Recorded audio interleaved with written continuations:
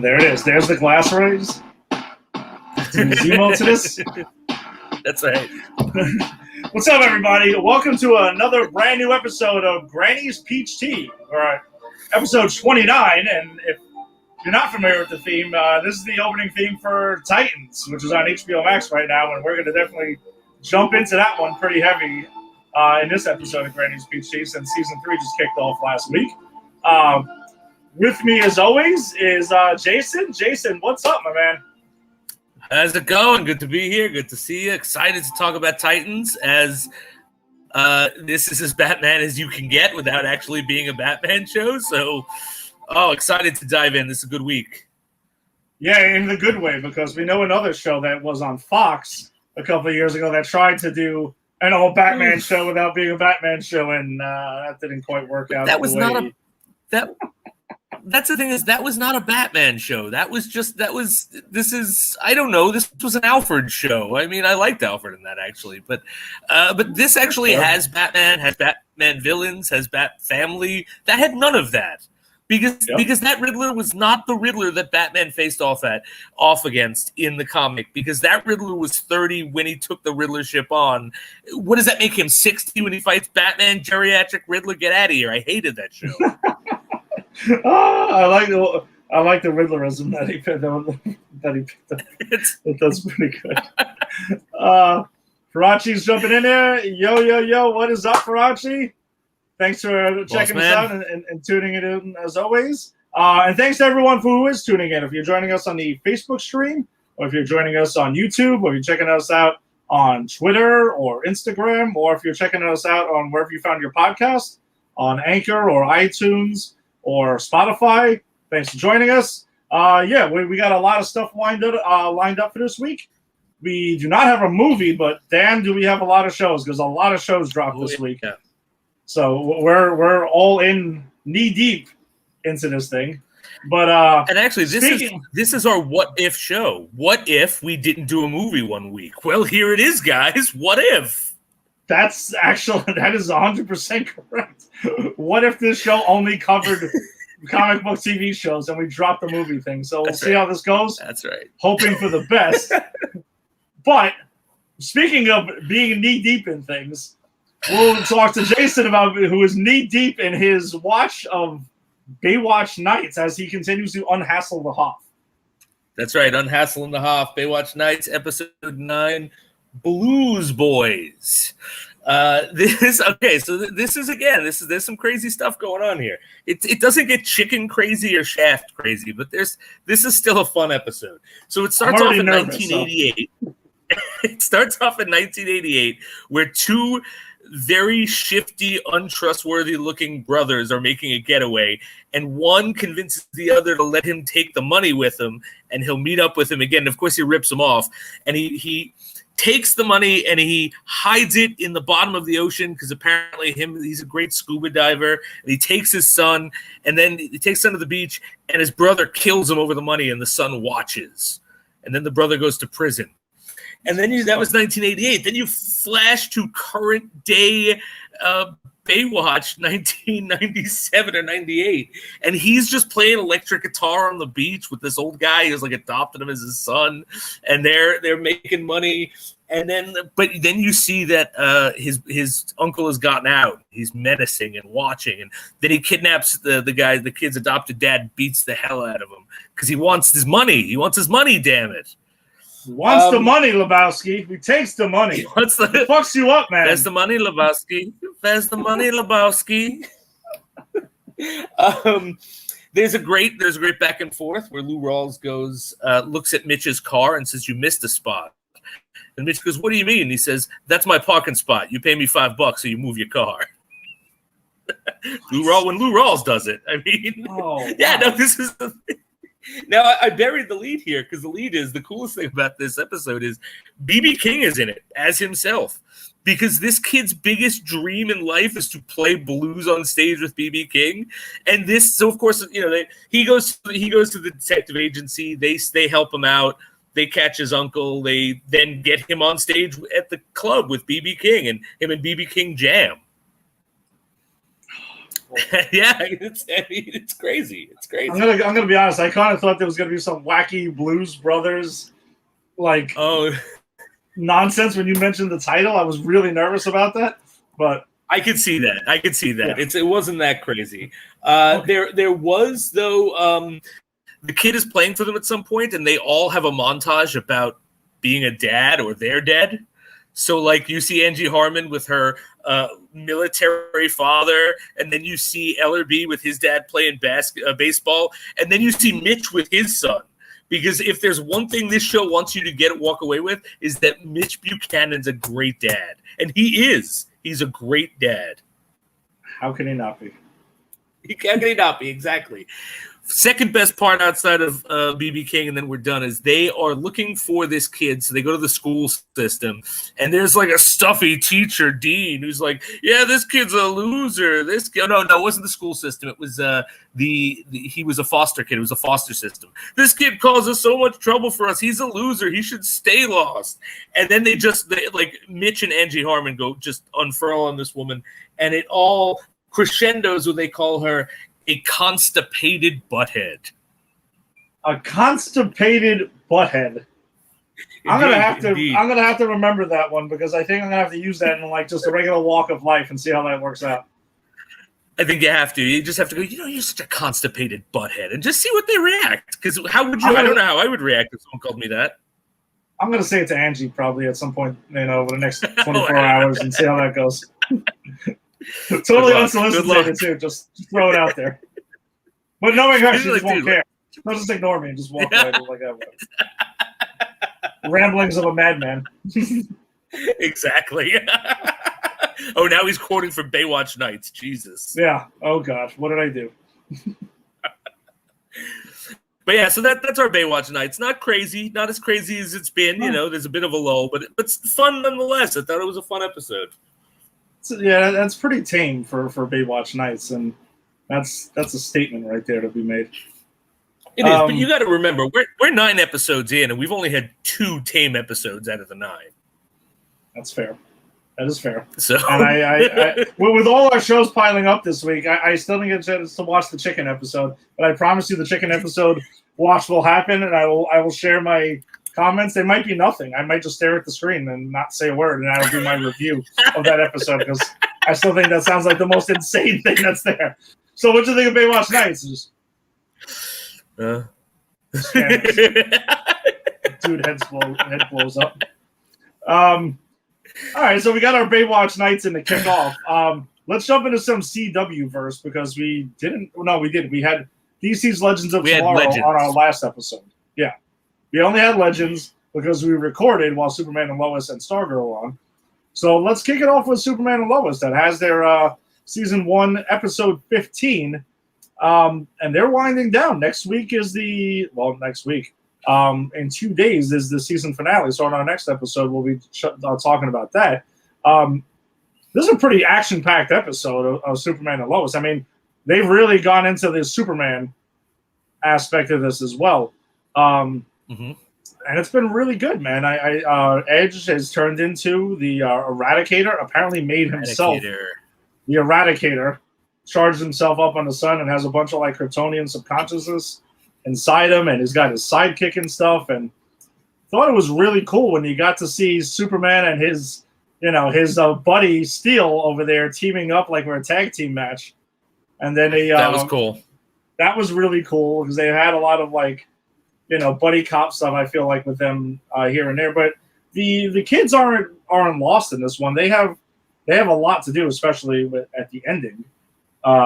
Jonathan and Jordan get their time to shine. That the girl that was trying to get information out of Jonathan, she, I guess, decides that she's not trying to get information anymore, and I guess she kind of likes him. So we get the teen CW soap opera aspect of that kicked up. So it's not full on Superman and Lois, but the majority of the episode is, gearing towards this big final battle with with Edge, who's no longer Edge. He's the Eradicator. The Eradicator. He is the Eradicator now. So he eradicates. He eradicates all. I don't know. Does he eradicate planets, or he's not really? I think he eradicates us. Yes, Yeah, well, I he's can eradicating see our that. consciousness, and taking our bodies, right? Yeah, no, that's Yeah. definitely extremely accurate right there. Um, but but I continue to be really impressed with this show, though. Especially, I can't shake the fact that it's on the CW, and the show just looks awesome. I mean, it looks great. Everything looks clean, just the way it's shot and everything. And I am just really, really impressed by it. Yeah, I mean, same here. I really enjoyed this episode. Like, it's funny because it was a lot of action, but what I liked about it was also a lot of Lois and Clark doing things, and it was a lot of Yeah. like they went back to the Smallville, and Smallville's collapsing economy, and people are leaving, which is how they started off with. And a lot went on, but I kind of think they forgot that with all of the Morgan Edge is a Kryptonian, and Doomsday and everything, but not Doomsday the character, but Doomsday was coming. And I'm glad that they kind of brought it back. And there's that moment with Lana Lang and her husband about should they move and what does it mean to stay, and they put roots there, and it's not the town they knew. And then the newspaper is selling to a multi-conglomerate. And so even with all of these excellent action scenes, you still get some humanity scenes, that's what I like about this show. I love the stuff where Jonathan is sort of taken under Steele's wing, and then like he asks him the insensitive question, and Steele kind of just get out of here. But I thought that was such a real moment, such a good moment, and you could see like just how apologetic Jonathan was. Oh God, I didn't think. Like, I don't know. There was some really nice character beats in this episode that I really, really enjoyed. And the more I watch it, the more I hope they keep the guy who plays John Steele Steele around. Like, I hope he's into the next season, like a regular cast member, because I think he has got him and the guy who plays Superman have great chemistry, great buddy chemistry. And he is Tyler Hodgkin, who I love. I think he is my favorite Superman at this point. I think he's so good. I'm with you. I'm back on board. He's just great. He's both a great Superman and a great Clark Kent. And it's like Batman and Bruce Wayne. Some people do one better than the other, but not everyone can balance it perfectly. I think he balances it perfectly. Yeah, and I'm just still, it's come such a far way from his introduction in Supergirl and everything, because then I felt like he was, to borrow a wrestling term, he was a jobber on that, and he was there to kind of just be stepped on and to get Supergirl over. And this show has totally blown that thing out of the water, because he is awesome. Like, you can get the sense this is Superman, and in the CW verse, he is friggin' Superman now. Like, he's the most powerful one. Yeah. The one scene I definitely wanted to talk about was the scene that I think I personally saw coming when she started when they show the TV station and things like that, where Lois goes up to the building to tell essentially the world what's going on. Yeah, that was one of my favorite scenes, because honestly, it got me. It was pretty eerie, because as fans, we know what's coming. And one thing I couldn't shake was what Jonathan Kent was feeling. Yes. When he's at the party and they turn it on, and he can see it, and he saw the footage that Steele had from his universe, where in Steele's universe, Superman's the one who kills Lois Lane on live TV, laser visions her ass, like you would think it was like Homelander or something, and does it right there, and like eerily floats behind her and just kind of does it.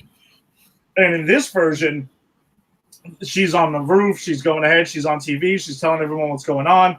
Kryptonians are here, this is what Edge is doing and all this shit. And then Edge's assistant over there comes flying up the same exact way. And I couldn't shake myself from being in his shoes. Like, Jonathan's shoes, that was feeling like, oh shit, this kid is going through something right now. Like, he might piss himself. And he says it too, right? He says, this is how she dies. Or he says something to that effect, which is even like, oh my God, he's watching this play out. And that was also a great reminder to the audience, just a quick, hey, guys, remember this scene.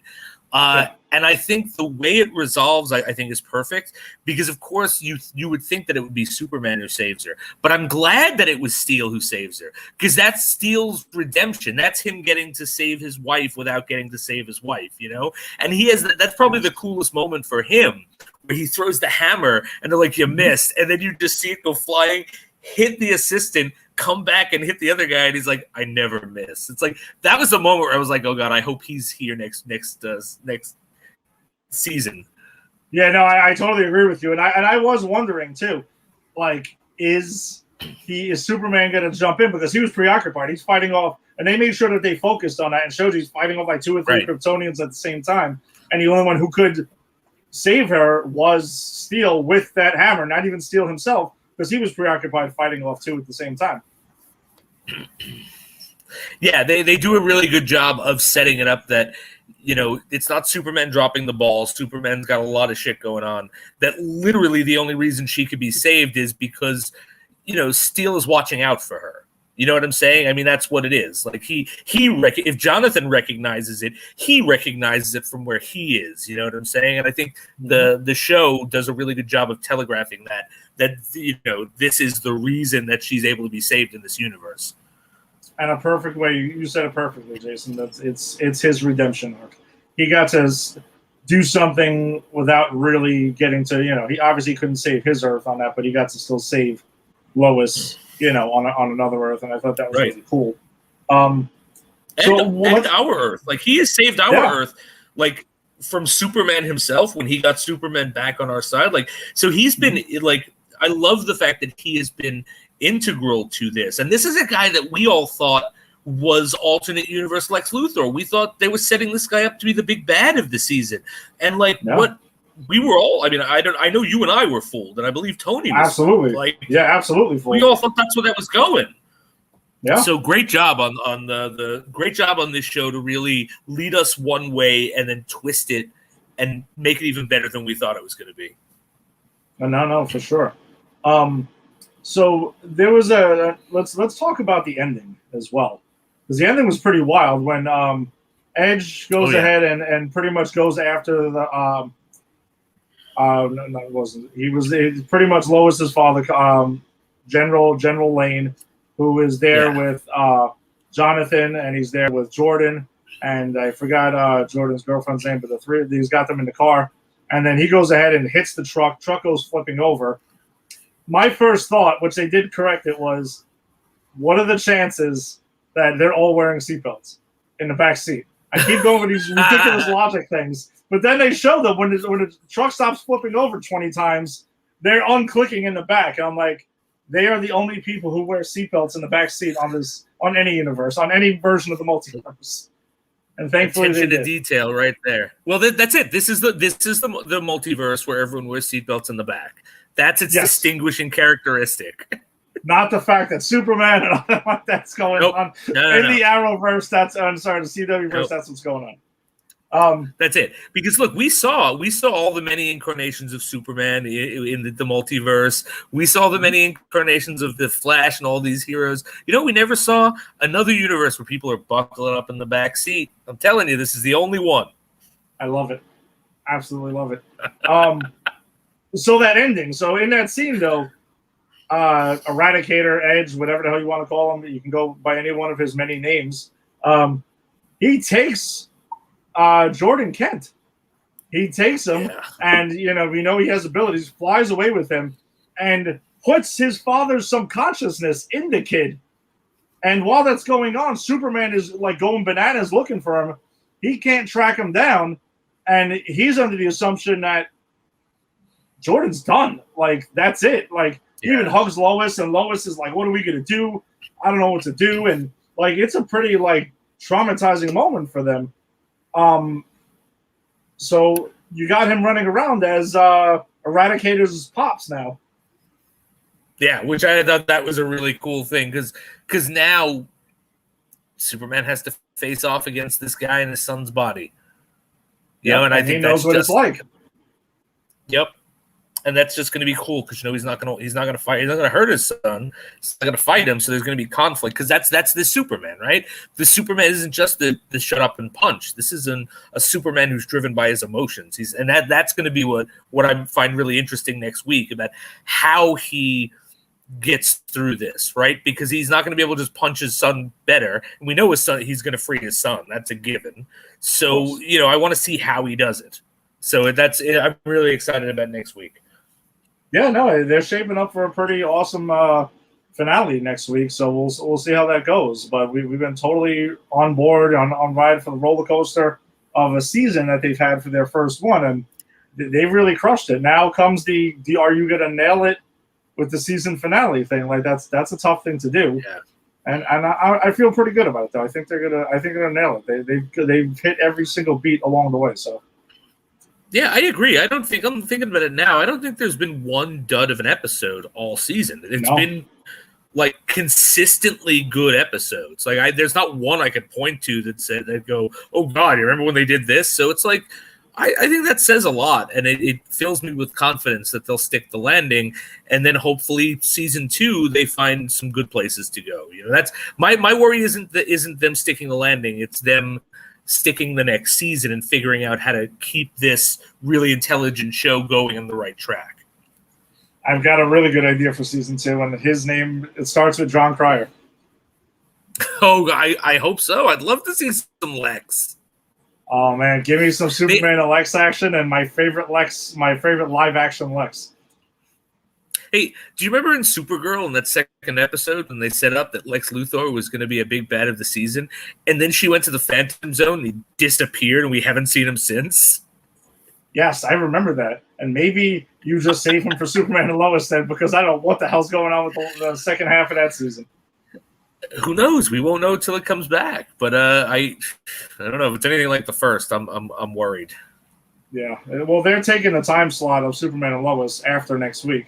So okay, yeah, they'll be doing their whatever the heck the second half is going to be, whether it's 8 or 10 episodes. So we'll have a whole lot of Supergirl coming back, and fingers crossed we get some John Cryer action as Lex Luthor. All right, so the other CW show that aired this week and made its return is Stargirl for season 2, episode 1. Jason, you wanna take the lead on this one? Is it, you're very fresh with Stargirl. Yeah, I like this a lot. So this literally picks up where Stargirl last season ended off, right? Where they've vanquished the Injustice League, which I still think is a stupid name, but it's funny. They got to play with it in the seasons too. Yeah. Whatever. But I thought this, like, I had trepidations about this show coming to CW, but the budget seems to be there. The tone and the look of this show is still there. I really enjoyed what they did. So now everything. So if you guys watched, whoever watched the last episode of Stargirl before this, like, there's a great moment in that episode where they're fighting the Injustice League, and 1 Hour Man is dead set on murdering in cold blood Solomon Grundy if he gets the chance, because Solomon Grundy killed his parents. And Wildcat, who is a very spiritual, very religious person, is trying to talk him out of it. And she has a moment where she has a chance to kill, who's that guy? The mesmerizing guy. I forget his name.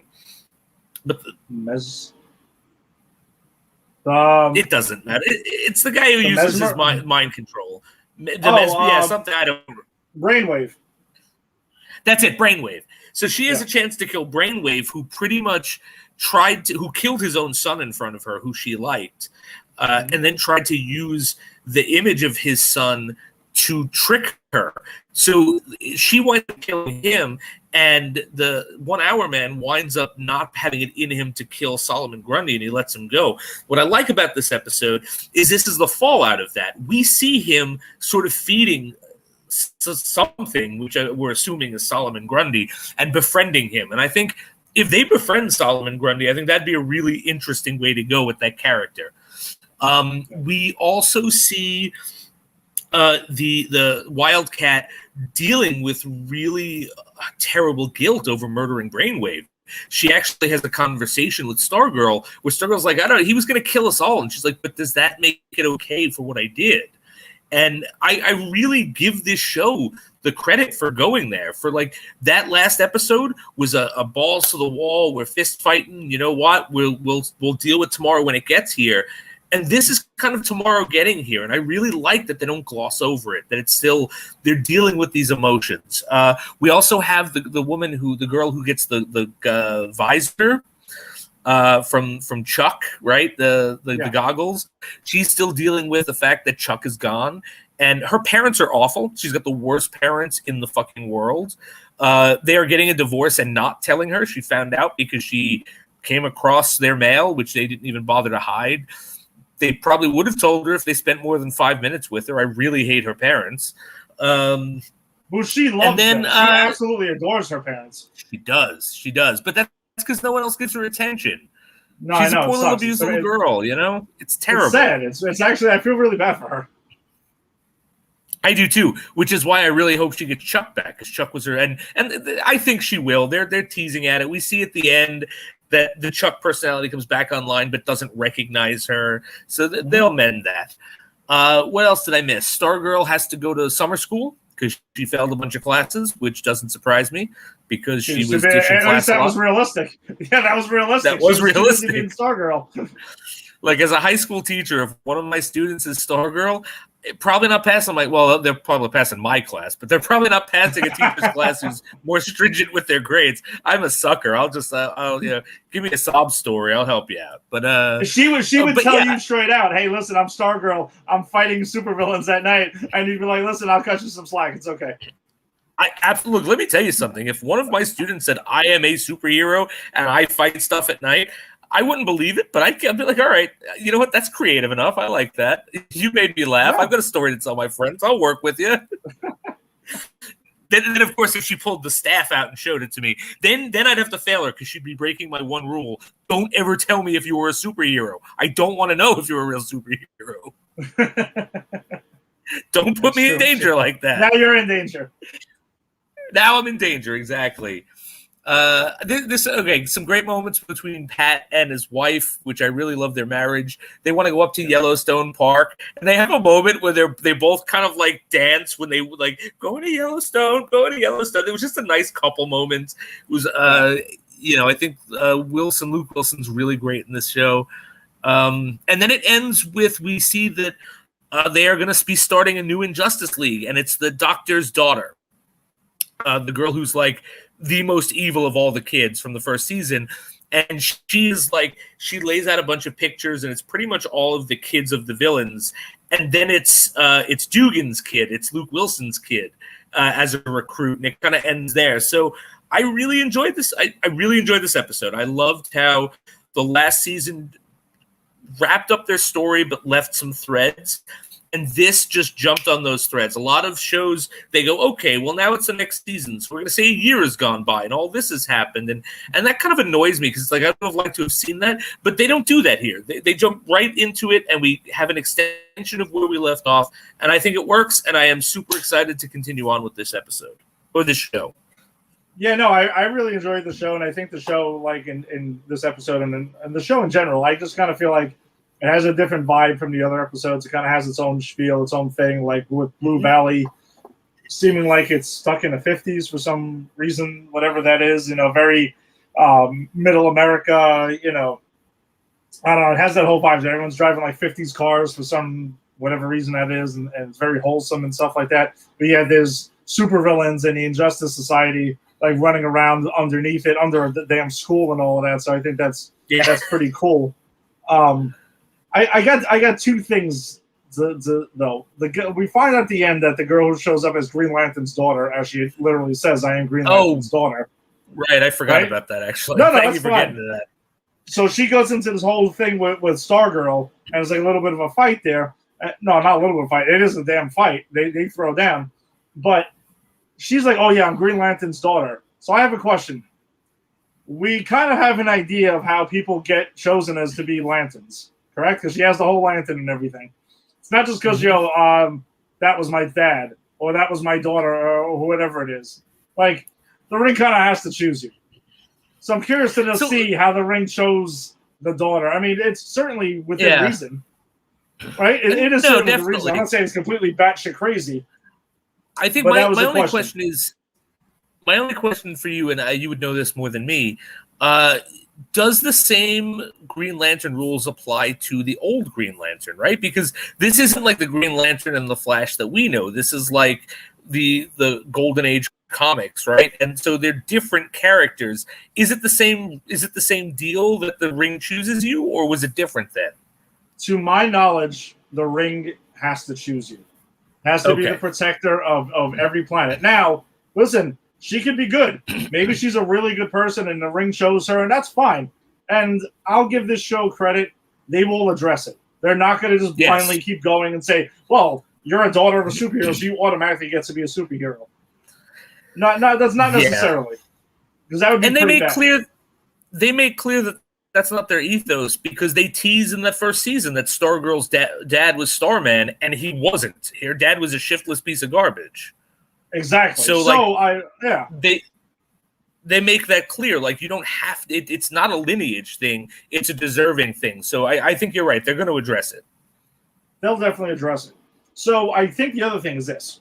Where do we think it's going? Because we see Joe McHale is there, because they did tease that at the end, which I admit I did slip my mind since watching. But then when I saw him, I'm like, that's right. So Starman is in the picture and apparently is trying to find Stripe and everything. Like, he's trying to find Luke Wilson and everything. That's what at least it appears. Where do you think that's going? Like, is he going to come back and like want the staff back? Or is the staff like, are we going to find out that Starman's a total douchebag? Or like, what's the deal with that? I'm not really sure where they're going with that. Yeah, I don't know either. I mean, because also we don't know how he's back. I mean, I saw that first episode. He was very clearly murdered. I mean, he died in Luke Wilson's arms. Did he not? I'm pretty sure he did. I don't know where it's going. I hope that they don't make him a villain, just because I like Joel McHale, and I don't think we need like Starman as the villain of this. So, if he wants this, because if he wants the staff back, he's the villain. You know what I'm saying? This isn't called Starman. This is called Stargirl. It's our fucking staff, you know? That's it. The staff has moved on, buddy. That's it. What I'm hoping is it's more just character stuff for Stripesy and some reconciliation that he didn't get. Like, that's what I'm kind of hoping it is. This show takes time to do character moments and character beats. Like, I mean, that's the whole thing with her father, right? Like, you finally meet her father and you think it's going to be, oh my God, is it Starman? Is it someone important? And it's a guy who's trying to grift his own daughter. And it's just a character beat. It's just to make you understand where she's coming from. And I kind of hope that that's what this Joel McHale is going to be doing for Stripesy, giving us, why did he quit? Because she brings it up. She kind of throws it at him. Well, I'm not going to quit like you. And then she feels bad. She walks it back. But the show has brought it in. So maybe this is a way to sort of see how Stripesy spent his time before he met Stargirl's mom and after Joel McHale died in his arms, Yeah, which is actually something I would like to know a little bit more about, because it seems like it went on for like a little while there. Yeah, I mean, it seemed there was a big gap between when he was Stripesy and then when he was moving his family to Blue Valley. And he also has a son, which means, he's had lovers in the past. He's had relationships. I mean, we don't know is the son supposed to be this the son of the waitress, or are there others? Like, we don't know. Yeah, and then we'll find out, because there's got to be a reason why. What's his name? Lizard King's daughter has his son on the radar. Right. There's got to be something something's got to be to him. So a lot of mystery to unpack there with Stargirl, which does a good job with that whole like mystery type thing and crazy reveals and stuff. It does. I think my favorite reveal of this show was when they, in the first season, it was the last episode of the penultimate episode, where they're going through what the bad guys want, the Injustice Society want. They're like, free health care for everyone. Everyone should be equally socioeconomically. And they're like, no one should be discriminated against by race or gender. And I think it's the girl with the glasses. She's like, are we on the right side here? And I think that reveal that what the villains wanted was actually really good for society. It's just the way of going about it was terrible. Maybe not killing that was my people and favorite all of that, yeah. And mind waving everyone was probably not the best idea. Right. That's a bit too far. But what they wanted was noble. Sounds like Thanos. Sounds like sounds like a lot of things. Because when mass genocide is usually where you kind of lose a lot of people. That's true. That mass genocide, that's where things get dicey. Yeah, you gotta find another way. All right, so let's transition it on, and before we transition it on to the new MCU show, we have our special guest. What if we had a special guest? What if we had a special guest? And here he is, Tim Zavala. Gentlemen, what is going on? How's everything? Chilling, man, chilling. What's going on with you? Can't complain. Same old crap, man. Same old crap. I do have a quick story I'd like to tell you, if that's okay. Sure. Well, it's inside. It's not really inside information, but I work at ABC, which is owned by Disney, and I'm in the cafeteria, and I hear a guy say to another guy, "Oh, I leave in 2 weeks to start Black Panther 2." So nice. me being me, I moseyed my way on. I moseyed my way on over, and I don't know the guy, and I said, "Listen, I have a lot of cash if you tell me who the new Black Panther is." And he goes, "Dude, I have no idea. They're not going to tell me that kind of stuff." He goes, "Well, who do you think it is?" I said, "Well, I think it's going to be Shuri, of course. A lot of people do." He goes, "That's the girl, right?" I go, "Yeah." So that's how he doesn't know anything that's going on. He goes, "Yeah, that's the girl, the sister." He goes, "Oh, yeah." He goes, "That's who I'm working with. I'm doing 2 weeks with her." I was like, "You mother." I was like, "Okay, never mind." I said, "Well, if you want to come back and give me a little inside info, I might make it worth your while." But that's my story. But I thought it was pretty cool that I stumbled upon that just by accident. Tim, you're going to get the poor guy fired. Awesome. You know that they have NDAs and all this crap that they got to sign their lives away. What happens in the ABC cafeteria stays in the ABC cafeteria. Oh, so that's the loophole to get through all of Kevin Feige's unless I come on this show and reveal it anyway, I don't care. Or this might have to be a conversation we have offline. Or we just say that I think this is going to happen, and then you say it. I think it could be, but I don't know. Possibly, yes. No. The guy made it very clear. Exactly. What if it happens? The guy made it very clear he doesn't know who Black Panther is. And yes, he's working with Shuri. So he didn't let anything go. We all know Shuri's in the movie. But the three of us know that all of that equals one thing. Mephisto. Oh, here we go with Mephisto. It typically does. That or Mojo. One or the other. One or the other. We all know that, by now. I had a friend of mine actually blow my mind. You know the character Arcade? Which I have the action figure. I'll show it to you guys right here. Arcade.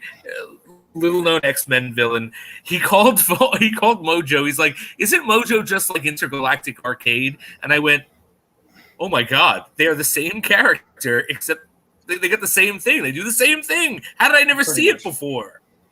Pretty much. That's like I said, Kevin from Home Alone and John McClane. Whoa, that's right. Boom. That is.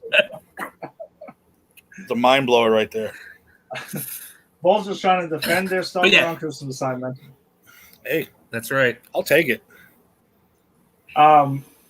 Gina, that's a good question. Who does not know Black Panther by now? I mean, come on. I know. Well, he wasn't sure who Shuri was. That's all. Some of these nerds who get to work on these movies make me sick because they're all their millennial 20-year-olds who are just doing this to get their foot in the door. Have no idea if they're standing in the foot of greatness, like where a guy like me or you or you two guys would die to be in that room or on that set with them, and he's just like it's just just another job to them. Yeah, that's the world we live in, unfortunately.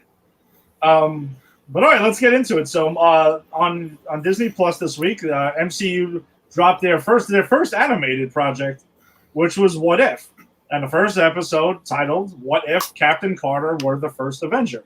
So pretty much you get the introduction from Watcher, and he pretty much just says there's one choice that can like butterfly effect, where it can change everything else. And it's real simple. Steve Rogers, the Hydra gets in there, tries to go ahead and steal the super soldier serum. Steve Rogers jumps out of the thing, doesn't quite get in it, gets shot, can't go into the tube to get the super soldier serum, and Peggy gets it back, and Peggy's like, listen, it's going to go to waste. We got to get somebody in there. And here goes ahead. What the heck just happened? Sorry, I was turning my stuff down. So, yeah, Peggy jumps in there and takes the super soldier serum. And everything goes on. So, Steve Rogers is skinny Steve Rogers. He remains that way. And ends up becoming, gets a big suit called the Hydra Stomper from Howard Stark, which I thought was freaking awesome. And that's a great name, by the way. That is a great name. That is a great name. It's pretty much the Hydra Stomper is just, it's the Iron Man suit, except it doesn't look as cool, and it's got some Tesseract stuff in it. Yeah, exactly. It's powered by the Tesseract, essentially. Which they find it. And, my favorite thing about this was how they stuck true to a lot of the beats in Captain America: The First Avenger, but obviously swapped it with Agent Carter being involved there, and who ends up naming herself Captain Carter. I thought that was really, really cool. I like the fact that they got most of the voice work back. Did you guys really get thrown off by the guy who was Steve Rogers? Because obviously it was not Chris Evans. No, didn't bother me. I just went with it. Yeah, that was good. Same reason they didn't have Tommy Lee Jones. They had the other guy. I was like, whatever. You got to let something slide. Yeah, it wasn't that big a deal. Yeah. It wasn't like that jarring and stuff. But I thought it was cool to see Haley Atwell back as Peggy Carter, and then you got Dominic Cooper to come back and reprise his role as Howard Stark. I think they got everything they did, and also, damn it, that's Armin Zola. I forgot his name. I forget his name. Yeah, and he had a very small part, but he was in there, and I thought it was really cool to see him. But yeah, you got some of those iconic shots where they're busting into Hydra base and like leading the way with the gun and the shield, and this time it's Agent Carter and stuff like that. And they kept. I think my favorite part too was that they kept the relationship between Peggy and Steve still remained very much intact. Obviously, Peggy being the super soldier this time and doing her thing, but it wasn't like they just put Steve off to the side and he was suddenly like incompetent or whatever. Like, I thought that was pretty cool. The whole, owing a dance and things like that, and like not knowing how to dance, you haven't found the right partner stuff. I thought that was pretty cool. Yeah, I liked. Go ahead, Jason. Go ahead. Go ahead, Tim. No, go ahead. At first I was I was opposite. At first, I didn't like the Hydra Buster. I was like, it's kind of dumb. They got to make him but it grew on me towards the end of the episode. I was like, all right, this is actually pretty cool. It was a good way to keep Steve, viable throughout the show. But at first I was like, oh, really? We're doing this? Iron Man in 1942, whatever it was. Mm-hmm. I was like, all right, whatever. But yeah, I actually really liked it. Yeah, I liked the relationship they kept with them too. Yeah, I mean, I thought the animation was fantastic. I was a little worried about that in the beginning too. Yeah, me too. No, but I thought it was fantastic. I thought it was a great episode, great first episode.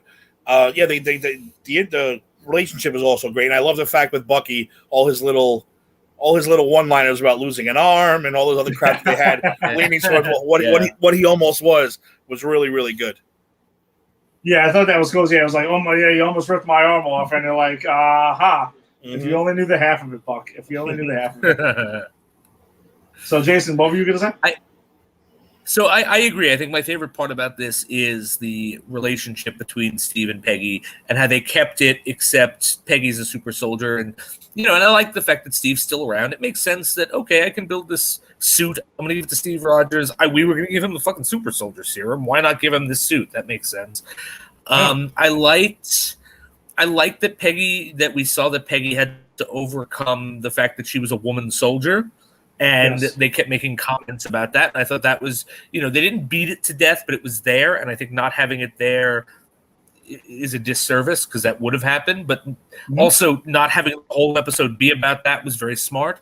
I liked that this mirrored the beats of the Captain America movie. But I'm going to say that if every episode mirrors beats of a movie, I'm going to be tired of this show quickly.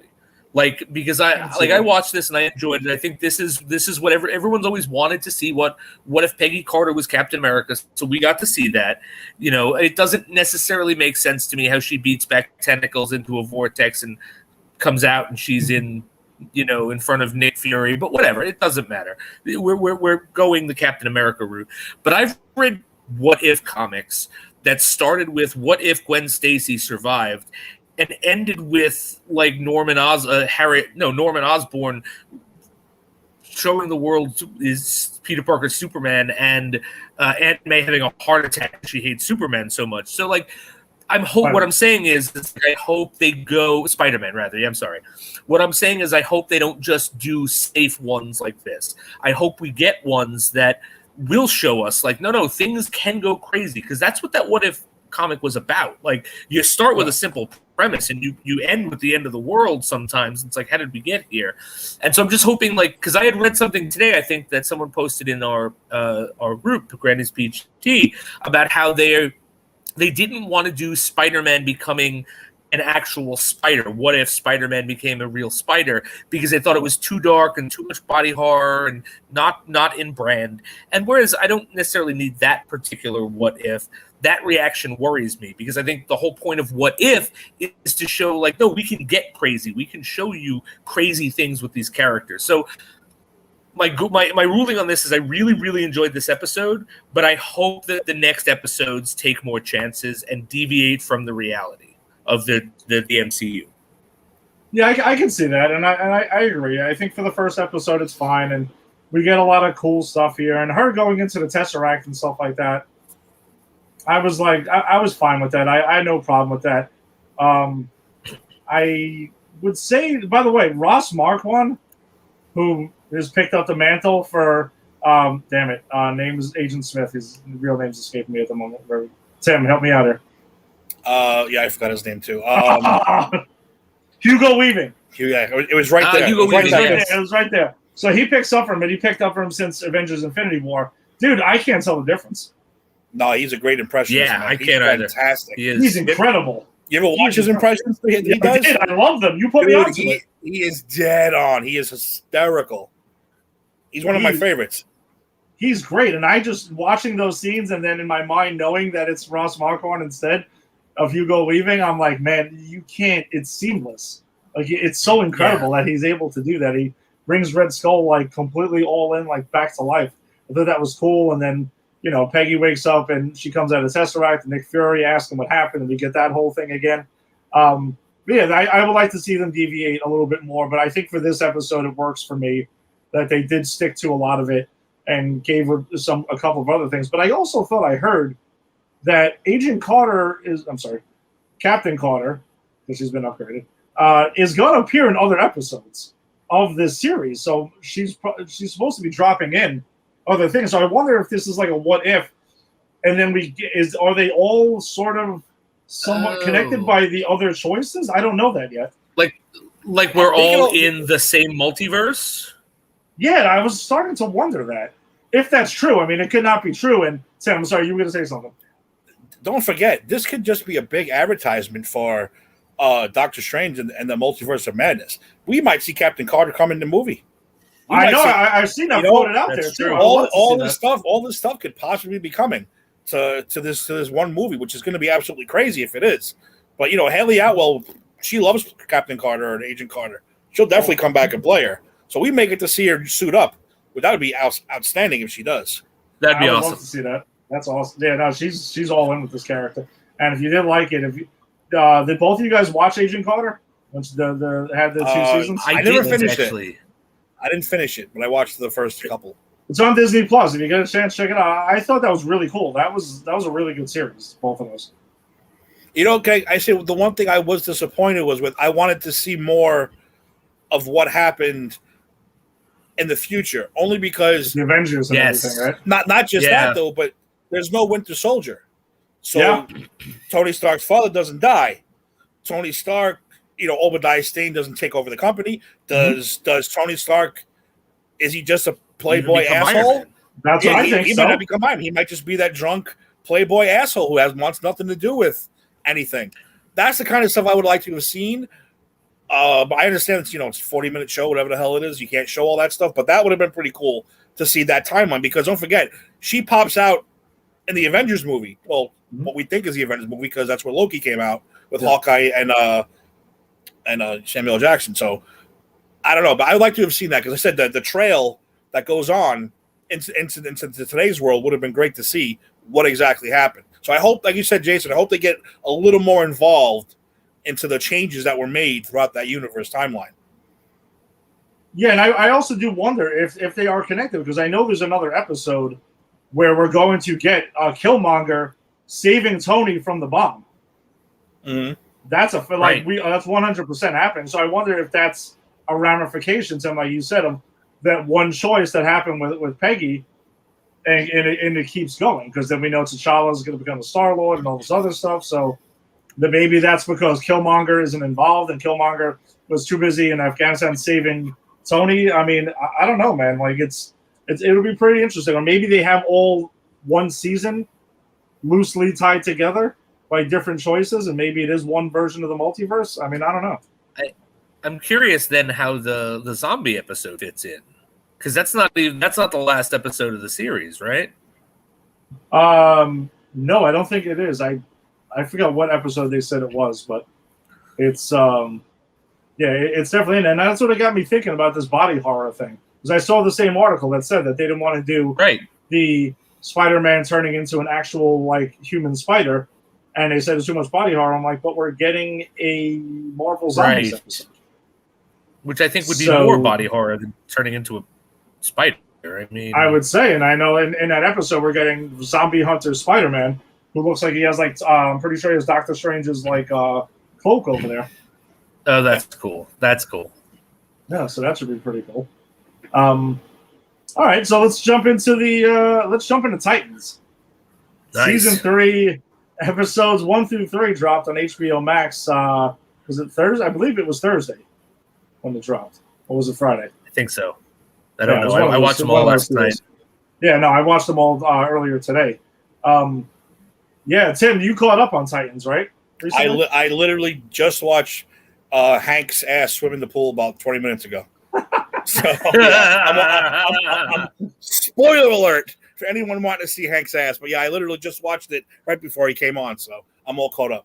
I feel like we get a lot of Hank's ass in these 3 seasons of Titans. This is the first time we've gone through this. If I had that body, I would never wear clothes if I had that guy's ass, that guy's body. So I'd be naked. I'd be naked right now on this show if I had that guy's body.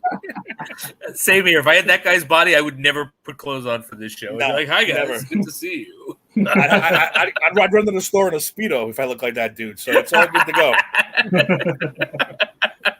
Great show. I absolutely, I have to curse. Fucking love this show, man. It is so great. It's such a great show. Great show. It fulfills our most of our fantasies of, first of all, cursing. We want to hear superheroes be real, and then the violence. Like, I don't care, superhero or not. You're gonna have guys who want to mess people up, going to beat the shit out of people, and that's what this show gives you. All that bloody, violent beatings and cursing and all that stuff. So it's such a great show. Yeah, there's no holding back. I mean, they don't go to the levels of like Boys or anything, because that show just goes above and beyond anything possibly imaginable. Yeah, but it goes for the violence that fits the tone of a DC show, like Tim was saying, that you want to see go a bit R-rated. It's definitely R-rated, I would say. I don't even, or is it just MA or something like that? I don't know what the heck it is. But we get a live action Death in the Family. I mean, it starts, episode 1 kicks off right away. And that's the funny thing is when you and I talked about the trailer, I was like, oh my God, we're going to get Death in the Family at some point. And it's like, no, we're going to get it in the first 5 minutes of the first episode. Like, that is literally the first thing that happens is Robin calls Bruce, and Robin's doing this, inhaling this drug, which I'm sure is making him more aggressive. I don't remember if they explained what that was in the previous season. Okay. And then the Joker is at an amusement park, and Bruce tells him, "No, don't go," and he goes. And and I think the way they do it is perfect. You don't see the Joker's face, you hear the laugh, you see him come up with the crowbar, and then you see his shoes as he's beating him down. And that's all you need. I think I don't need to see like a Homelander style, like boys cracking in skulls for this, I think this was the perfect amount. But the fact that it happens in the first 5 minutes, like, they kicked this off. We got Red Hood by the end of the first episode, I believe, or at least the beginning of the second. Like, they get right into it. Yeah, they waste absolutely no time. I mean, they obviously took liberties with the Death in the Family story with Jason Todd, which is fine, but they made it fit within like this universe or whatever. Yeah, and because this is a Titans Death in the Family. This isn't a Batman Death in the Family, so that's the difference. Exactly, and it works for me. I mean, I wasn't. Some people get a stick up their ass about, oh, it's not comics accurate, blah blah blah blah. Shut up! It's got the point. It gets the point across. Whatever. Well, from what we're believing, the first 3 episodes is that the drug that Jason was mething is what keeps him alive and what's making him a little loony. That wasn't in the comic, right? That's not. No. He just became Red Hood because he was pissed off that Batman left him for death. So, but let me, because I just reread this recently. Let me remind everyone what comics accurate Red Hood is about. So, Jason Todd had been dead for years, like since the 80s.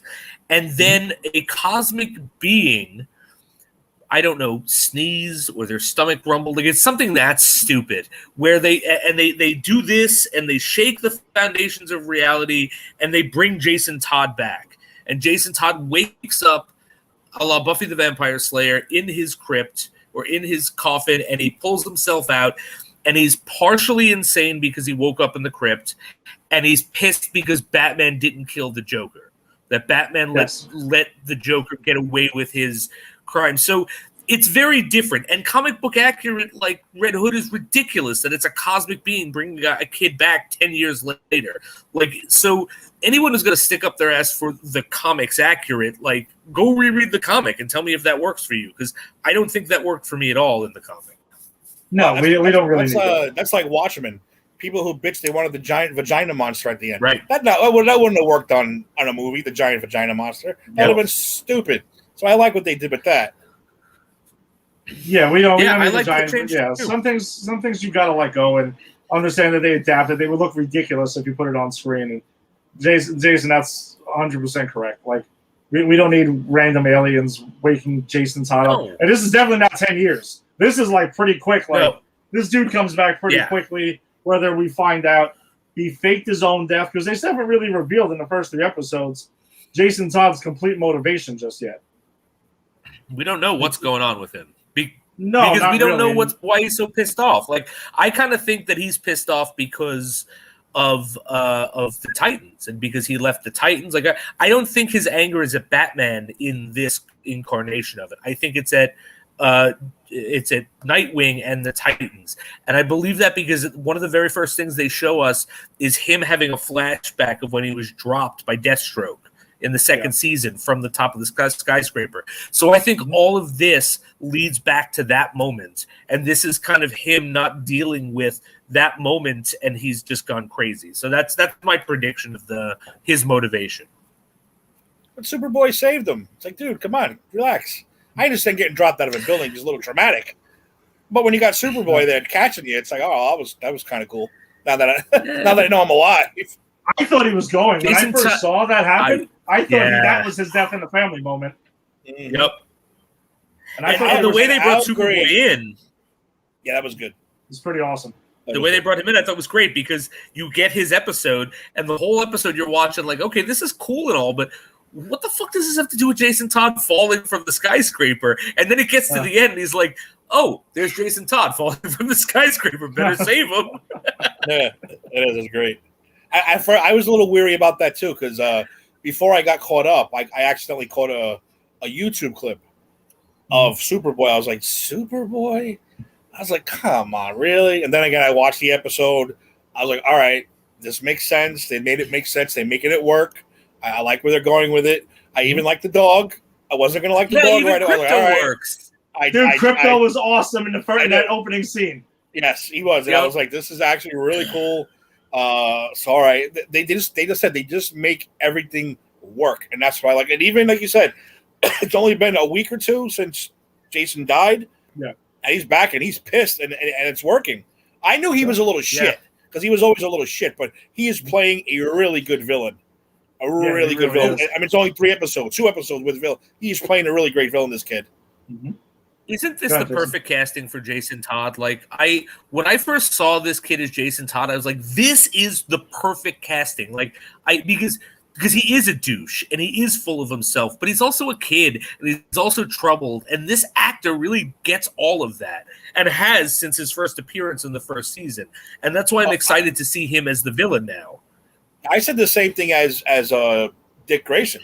I think that's absolutely perfect casting for Dick Grayson. Dick Grayson's awesome on the show. Oh yeah, that's the best. And I've always been a Robin sympathizer. My only problem with Robin is the tights. That's my only problem with Robin. Has always been the tights. I think it's a great character. I've always defended him, and like I said, this guy has really brought this character to life. I love his torment, his turmoil. I mean, he's easing on it now, which is good. Yeah, you can see the character development. Yeah, where he's growing up a little bit, moving on. But yeah, I love the fact that he hated Bruce Wayne for what he did to him. Like, dude, I'd be like, he turned you into a fucking lethal machine. I think that's awesome, but he had a problem with it. He didn't like what he became. And this actor, I don't know any of their names. I think that him and Jason are the two best casting jobs on this show. Fantastic. Phenomenal. Yeah. Tim, what do you think about the Batman? Since we're talking That's what I wanted to talk about. Sorry, literally, I was going there. Let's talk about Batman and Batman in season 3, though. Because Batman, when we pick up where, we'll get to Tim's, because I want to hear what he has to say, too, because I know Tim is a Game of Thrones guy, just like I was. So, which is where we reckon that's the only thing I know him from. Actually, bullshit. He was in that Tomb Raider fucking movie from a long time ago, too.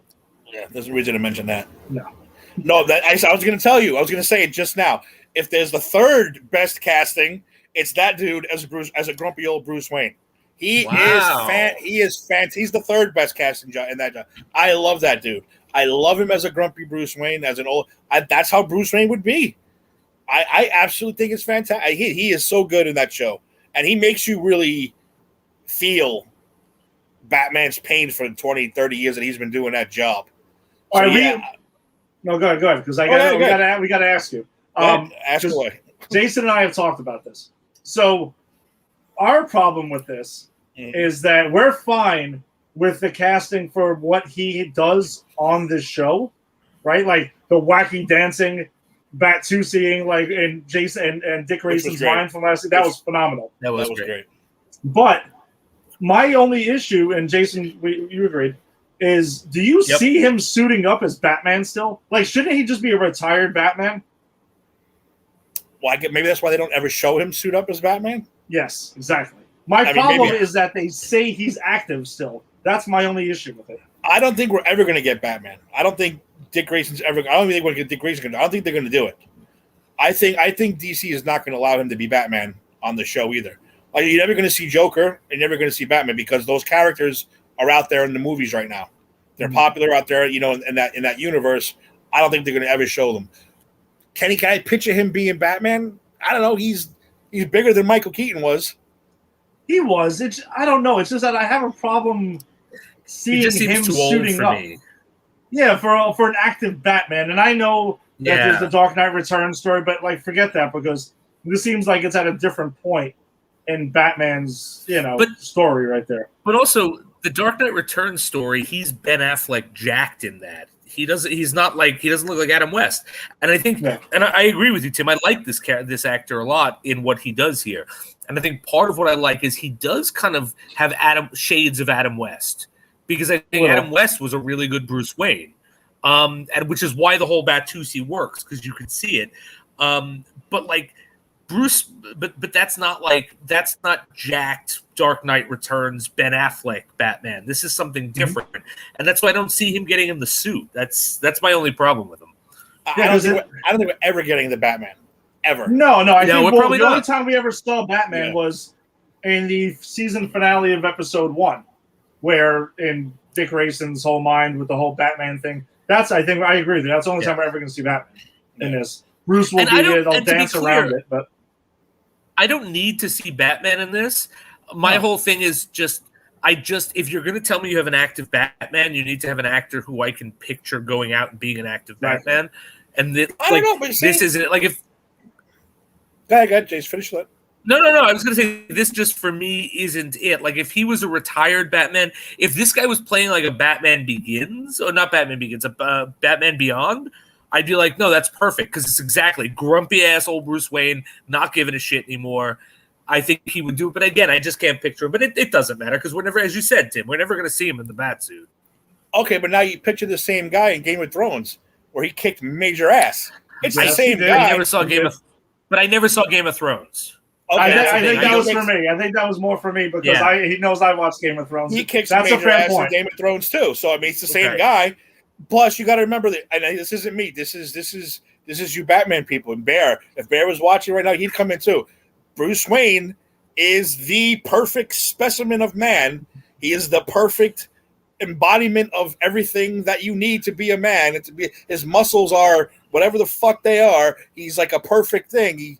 So I could see him doing that until his 50s and his 60s, no problem. I mean, if Ric Flair can still wrestle in 50 and 60, why can't this superly trained Batman guy who learned from who knows how many martial artists and Ra's al Ghul and all these other guys? I don't think it's a stretch at all. I think a 50-year-old Batman's like a 20-year-old Robin. That's just my personal thing. No, that's a fair point. The Kryptonian sympathizer is arguing with the Batman defender in defense of Batman. I love this. Only on Granny's Peach Tea does this happen. But I don't have a problem with Batman. You guys make me think I have one, but I don't. We've been gaslighting Tim forever. Tim just goes, I think Superman could beat Batman. And me and Bear go, oh, you're ridiculous. Let me tell you why you're wrong, gaslight. Yeah, that's it. That's right. Although ever since I get that reputation as the anti-Batman guy. I am not anti-Batman at all. No, not at all. All jokes aside, Tim loves his Batman. Come on. I do. I love Batman. Again, I told you, I'm a huge, and again, I know it doesn't make any sense. I am a huge Robin guy. I like the idea of that character. Like I said, the tights and the little, you throw that hood up, that we had the hood. Mm-hmm. I love that character because now you can't see it's obviously this little kid. Just like, you know what, when what's his name, Scarecrow today goes, oh, you're that little kid that he took in. You know, how did he not put together right there? Wait a minute, Robin, little kid. I thought he was going to say, "You're fucking Robin." Dude, I think Scarecrow's too high. Yeah, I think he's too high. Right? I love Scarecrow as a stoner is fantastic. Real quick before we move on, Tim, I'm with you. I actually am a big fan of the Robin character. Dick Grayson is my favorite Robin. I love his relationship with Bruce Wayne, that father-son, and sort of, you know, Bruce Wayne would be a terrible father. Let's face it. Like, Batman is not someone you want raising you. And so I love that bleeds into their character. I think I actually did like Jason Todd because he was a shitheel as Robin. I kind of did like him. But I also really liked Tim Drake. I thought Tim Drake was a good Robin. So I think it's a great character to do things with. So I'm with you. I'm a Robin apologist as well. So and we got to meet Tim Drake too. I was about to say, there you go. Tim is reading my mind for segues tonight. So what are we thinking? Because they set the tone. We get an introduction for Tim Drake. Well, what we needed. We know he'll be involved at some point. He's kind of like a Batman fanboy who's delivering dumplings, apparently, like throughout Gotham, and has extra ones to give to cops. Which I want to know who ordered those and who didn't get their dumpling order. And whatever. I actually think I got the impression that he just keeps like extra dumplings on hand because he was scared when the GCPD came up, and they were very obviously menacing. I think that like if you are someone who is out outside of curfew for a job, you keep some extra dumplings on hand to give the GCPD. That's what I think it was. Hey, what about being in a comic book world? What if the person who didn't get those dumplings becomes a supervillain because he didn't get his dumpling fix? Bam! Could be Bane. Oh my God! You got the dumpling. Bane. The dumpling right now. He's in supervillain. The dumpling because he didn't get his dumplings. That's it. Supervillain. That's just how comic book works. Are you saying that's not why I was born, and that's why we don't have dumplings? He was going to propose to his girlfriend, and it was going to be over dumplings, which was an in-joke between them, right? And then the dumplings never came, and it was at that moment she realized that he was not serious enough and broke up with him, ruining his life, thus creating the dumpling. I love it. I like it. That would happen in Gotham. Yeah, that's it. That's a 60s Batman comic book hero. If you got a penguin and a guy with a big question mark on his chest running around, you could have a dumpling. Why not? For sure. Why not? So what do we? By the way, so in the episode, we also find out that apparently Bruce I'm going to say allegedly because I'm not so sure I'm buying this. Bruce snapped and went off, and he killed the Joker after the Jason Todd murder. Number one, are we buying that this actually happened, or do we think there's more to this? And two, are we cool with Batman just going and killing the Joker one day and having enough of him? You want me to go first? Yeah, because I think you got an answer, because it looks like you were ready to go. So go ahead. Well, I'm going to say, one, I do believe it happened. Okay. For one reason only, because we're never going to see the Joker on screen. That was a way to write him out. Yes, we're never going to get that Joker guy. So I do have a feeling. Two, you know how I am. When it comes to the Joker, Batman should have killed that fucking guy 20 years ago. That's all I'm saying. But you know how they have that great announcement how they do this. You know, Dick Grayson said it. They had this back and forth. They have this thing going on. They don't want to kill each other. They want to keep each other alive to keep this dynamic going between them. And Bruce, in his own sick way, can't kill him. But I think a good change is that he did snap, that he did beat the Joker to death, and I think that's how he steps off. And I'm actually okay with it. Like I said, because we're never getting an on-screen joke unless it's a new wannabe kind of Joker guy. I mean, right. like it's that, not going to be like the like the Gotham TV show that had 55 Jokers in it. It'll be something along those lines. But you're not going to get the original Joker. No, we're never going to see them on that show. So I have no problem with him getting beaten to death in Arkham Asylum. Jason? So I think it did happen, and I don't have a problem with it because this is a Titan show and not a Batman show. And the reason I think it really happened was because that first episode really does set up Bruce Wayne is wrong. Like, he's kind of the villain there. Like, you know, and it's not just about Jason Todd being killed. It's unearthed, like, you know, Nightwing sees, like, he's got files. He was recruiting already. He already was vetting the next Robin a couple of days after Jason Todd was dead. And I think this characterization of Batman is really playing up on his sort of obsession and how his obsession kind of makes him the anti-hero, not the hero. And I don't love that because I love Batman, but that's what they're doing, and I think they're doing it well. So, yeah, I completely think he killed Batman. He killed the Joker, and now he's stepping away. I don't think we're going to see him again. We might see, maybe we'll see Nightwing put the suit on briefly. I don't think so, but possibly. I don't think so. But that's it. I think, like, this was to set up Bruce Wayne as sort of, he's gone too far, and now this is Nightwing City, and we're going to spend season 3 in Gotham. So, but I'm fine with it because, again, this is a Titan show. It's not a Batman show. No, that's fair enough. And then I guess let's segue also into that. So we got some Easter eggs in here, and the first one when we got to see the recruiting or when Dick Grayson falls upon there, and then we see Carrie Kelly is on there, who was the female Robin that we see in The Dark Knight Returns. I thought that was really cool. And now I kind of want to see, I know they're setting up Tim Drake, but now I'm already ready to see Carrie Kelly as Robin as well. So I'm already moved on to the fourth one, which I don't know if maybe we'll get it next season. But, well, here's my question. If he doesn't put on the suit, is Nightwing going to teach, because Tim Drake's just a kid delivering dumplings right now. Someone's got to teach him the ways of the Robin and be Robin. So true. If it's not going to be Batman, is it going to be Nightwing taking up that mantle? Will he be Batman, or will he just stick his Nightwing and teach this kid something? Because, like I said, there's no way Tim Drake was shown. No. He's going to be Robin. No, he will be Robin. They focus at least by the end of the season. Long. Yeah, no, he's being set up as the new Robin. I personally think we're going to get Bruce Wayne back in probably the last episode or 2 of this season. I don't think he's completely done.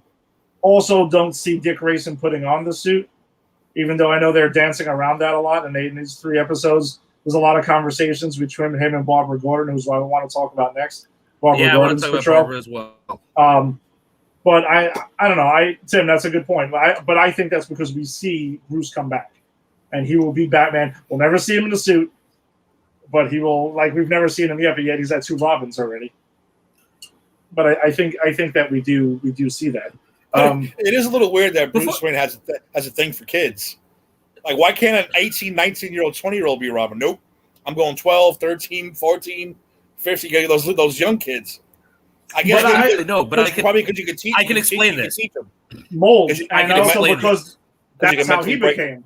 Well, you can mentally break them down. So, psychologically speaking, whenever we as human beings incur big trauma, our brain attempts to fix that trauma by forcing us to relive situations that remind us of that. Now, that usually forces us to relive the trauma and never fix it because we just do the same thing we did. Batman's traumatic event is watching his parents die. So Batman is always focused on people around the same age who lost their parents, who lost everything, because they remind him of himself. And psychologically speaking, if he can make them better than him, he can fix himself. Although it never happens, because that's what this whole show is about. So it does actually make sense psychologically that he's got this weird fixation on kids, and it's not a sex thing, because that's what always that's always the joke, right?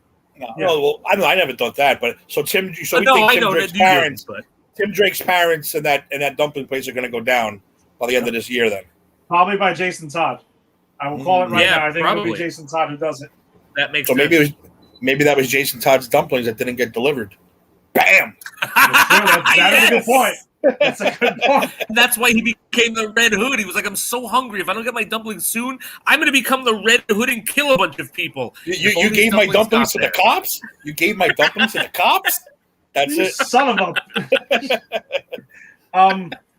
So, yeah, we also get to meet Barbara Gordon, who they acknowledge the Joker shot her in the back, and we know what else happened with there. So they adopt that into this this version of the story and this version of the multiverse, and she's now Commissioner Gordon. But we also find out, by the way, besides we know Alfred's dead, we also find out Commissioner Gordon is dead and that Mr. Freeze killed him. Mr. Freeze killed him, yeah. Mr. Freeze killed Commissioner Gordon.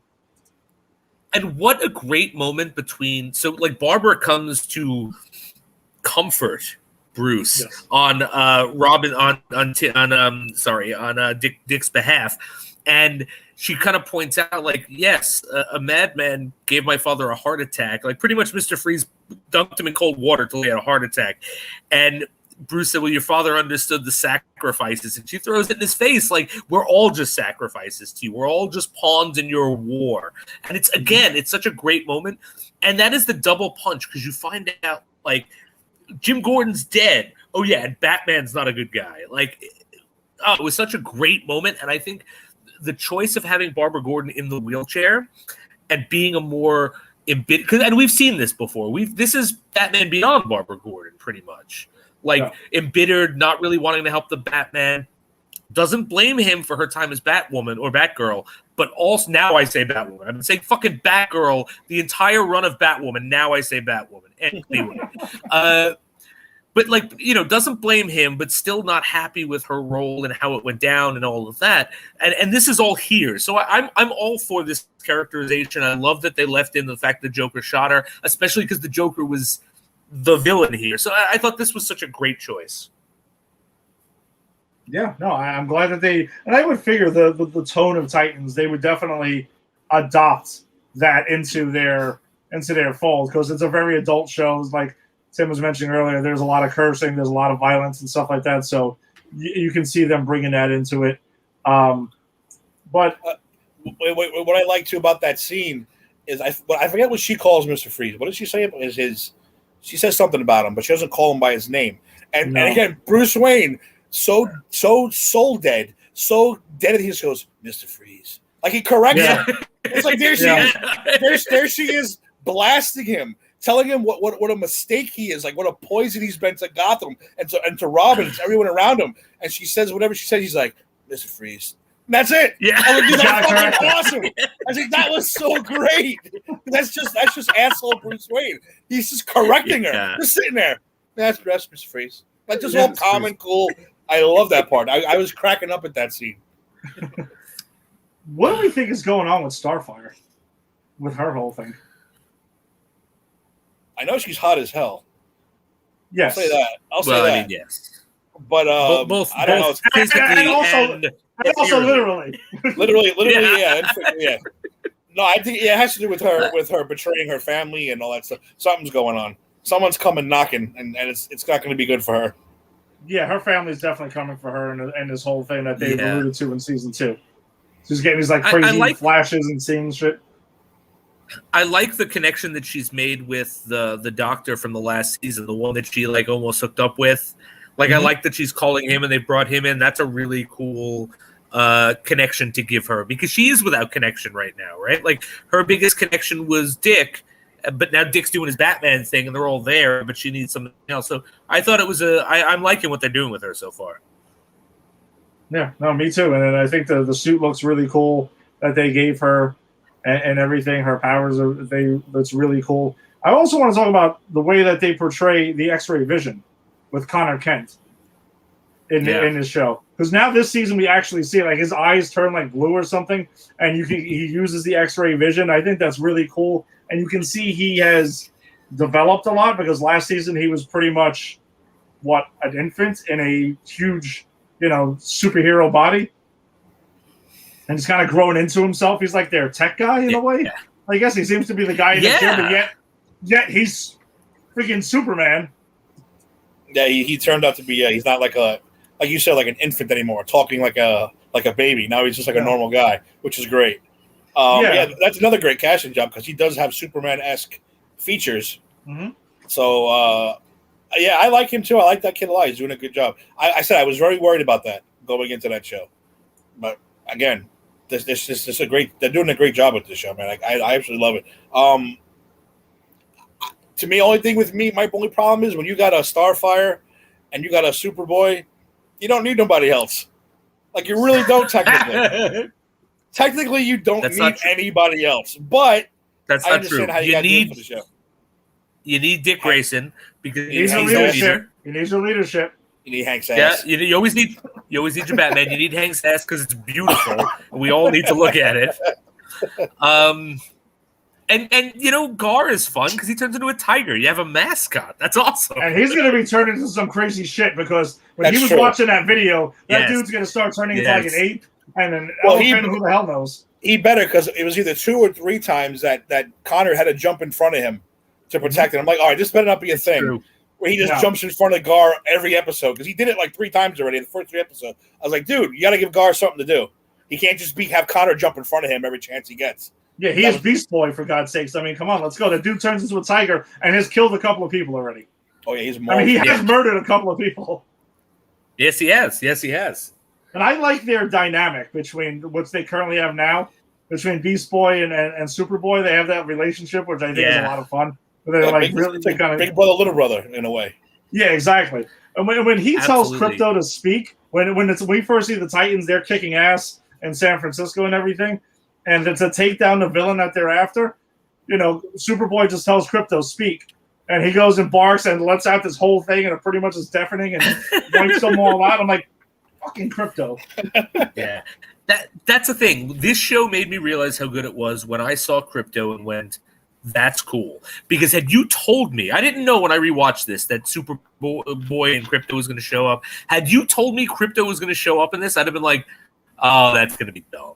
Like, I wouldn't have seen it being good, but this makes it work. Like, this really takes things that seem ridiculous, but they make it work in this tone, this adult tone. And I don't know how they do it, but God bless them. No, I was the exact same way. I was like, Krypto, come on with the dog, but he was great, and I was all right. It works. I'll take it. Oh wow, okay. So Angie was texting me, since I guess she's listening to us.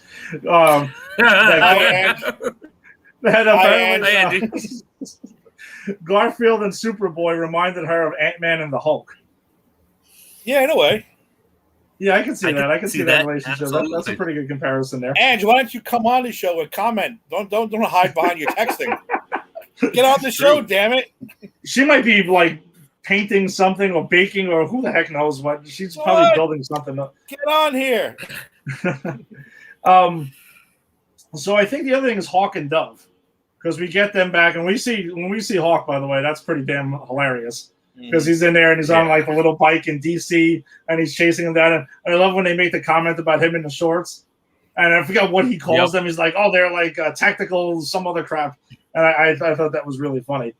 With the mustache. Yeah, with the mustache too. That's true. Oh, the He mustache, was yeah. rocking the mustache.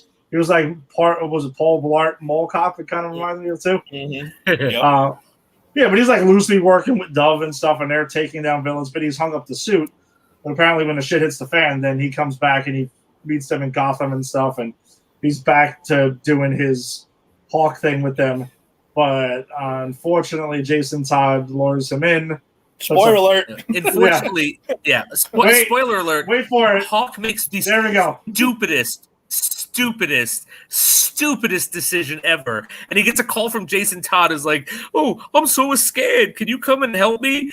Here's this breadcrumb trail. Like, come here and destroy your phone and grab my phone." It's like, obviously he's setting you up to hurt you. And then he literally gets them in this like decrepit old gym and says, "Take your clothes off and swim to the other end." It's at that point, I wouldn't have gotten that far, but if I did, it would have been at that point where I'd be like, you know what, I'm done. You can go be a murderous sociopath somewhere else. But no, he does. He swims across, and Jason Todd puts this like bomb in his freaking chest, in his heart, that's attached to his heartbeats.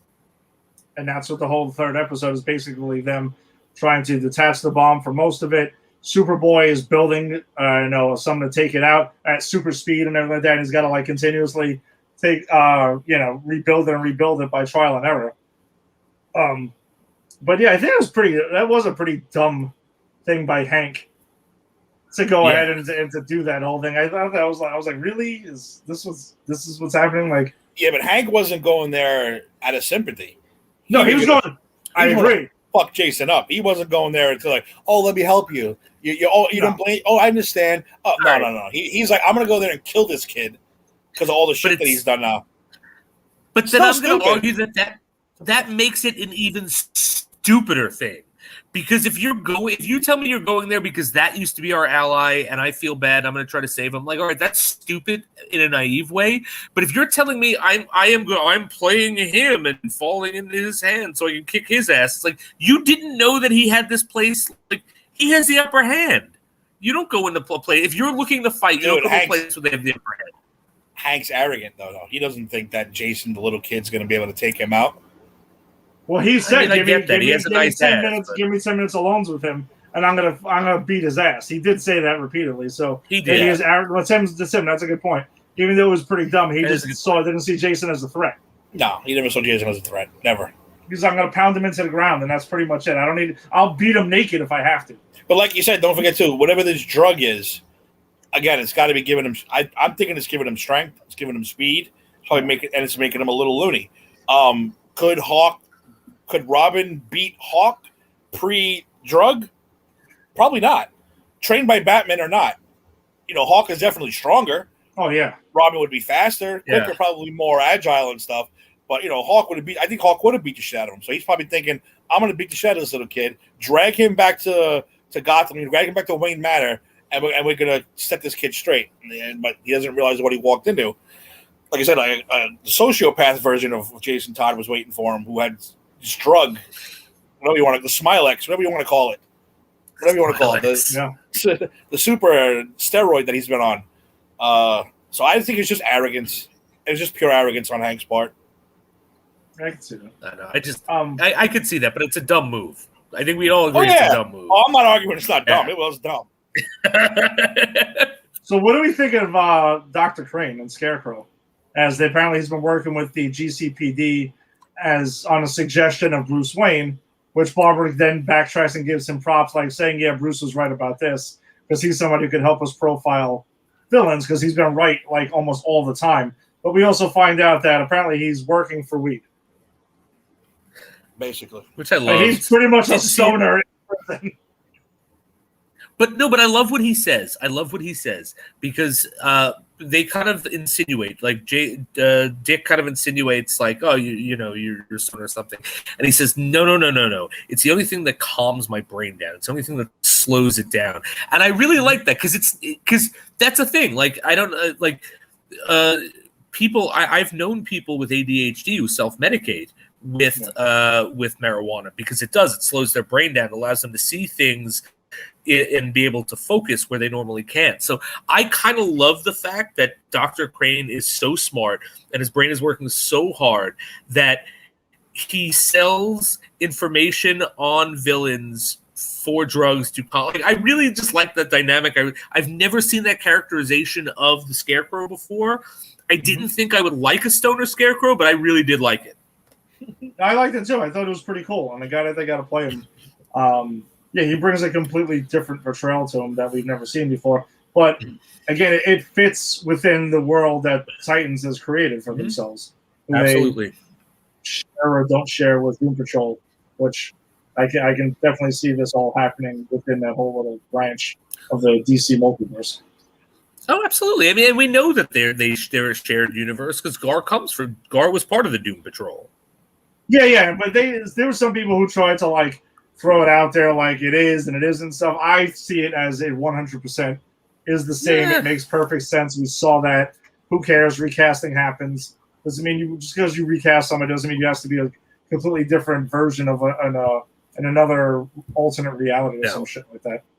Mm-hmm. Tim, did you catch up on? Did you watch Doom Patrol yet or no? I have not watched Doom Patrol yet. Because I know I've been pushing you. Every time you bring up Titans, I'm like, Tim, watch Doom Patrol. Tim, watch Doom Patrol. Tim, watch Doom Patrol. I think you'll like it, Tim. So many shows at once. It's just it's crazy. And then of course I'm gonna start picking my. It's like, all right, I'm gonna start watching this, and like I said, Doom Patrol. Oh, the first 3 episodes of Titans are on. Well, fuck you, Doom Patrol. I'm gonna watch Titans. That's just how it happens. And then it's like, well, this show just started. Okay, let me watch this show. Oh, the last 3 episodes of Bad Batch. Got to watch that now. So I watch that first. And then it happens every freaking week. Oh my God, I forgot about this. Now I got to watch. So yeah, I'll get to it eventually. No, I think you will. They dropped a trailer this week for the season 3 of Doom Patrol. I watched the trailer. Even though I have no idea what's going on, I did watch the trailer. Oh, it's batshit crazy. I wanted to get. I don't know if Jason had saw the trailer yet, but it's just. I didn't see the trailer because. As you know, Ed, if the trailer is not listed on the text you send me of things we're covering, I don't watch them. No, listen, that's your way of not being spoiled. That's it. That's how I avoid spoilers, and I'm good at avoiding spoilers. The only thing that's ever been spoiled for me was that Han Solo gets killed in that Star Wars movie, and that was nothing I could have avoided. I was playing an online game. Like a drawing game, like a Pictionary type thing, and the asshole I was playing with just went, Han Solo gets killed, like literally wrote it out, like took the time, and I was like, no. It was the only time I've ever not avoided spoilers. Wow, that's a rough one. All right, so let's wrap up our. That is a rough one. I would be beyond furious. So let's wrap up our Titans part. Do we think Hank is dead? Yes. There was a crazy comic book way to slip him out the back or some only because of Connor and Crypto's reaction. Okay. Yeah. That's the only reason. If they didn't show Connor's reaction or the dog, then you're like, I think Connor got him out. Connor protected him. Connor probably said, Hawk said, hey, we have the advantage now. He thinks I'm dead. Let's make him think I'm dead. We have the advantage. But their reaction, the way Crypto came walking out all sad, and Connor's reaction to he's faster than a speeding bullet, but he was literally a half a second too late, and that bomb went off. So don't get me wrong, I wouldn't be surprised if he's alive, but I don't think so. I'm just gonna say I don't think so based on their reactions.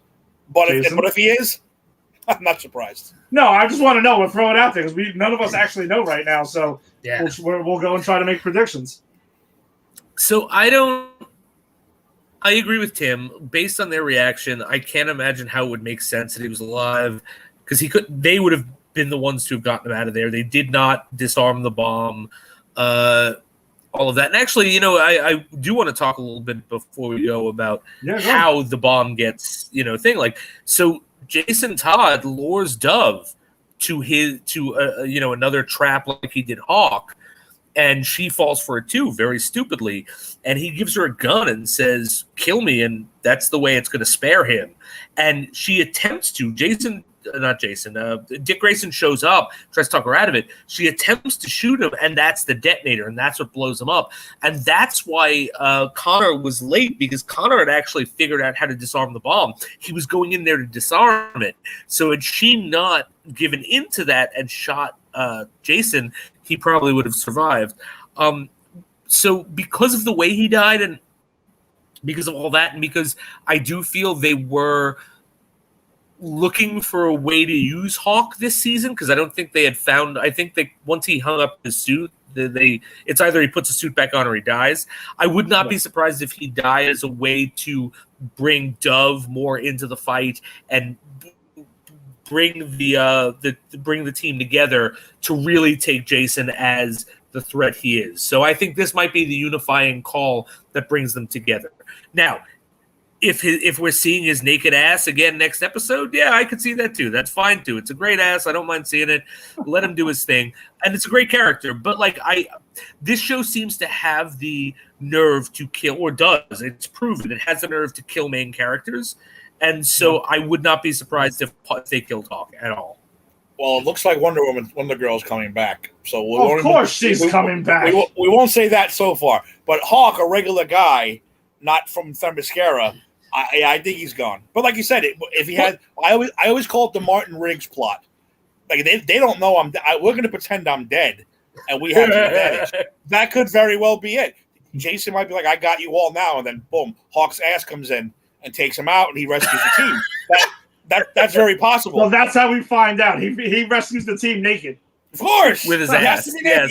So that's what I'm saying. I wouldn't be shocked. But like you said, I think his death is going to be the catalyst and really drive that team, especially Dick and Dove. Dick and Dove, that sounds great together. I think they're going to be really they're going to be the two that are really like off the deep end when it comes to Hawk's death, because those three had a little, they're a little thing together. So yeah, the love triangle. I'm going to vote. Titans too. I'm going to vote dead.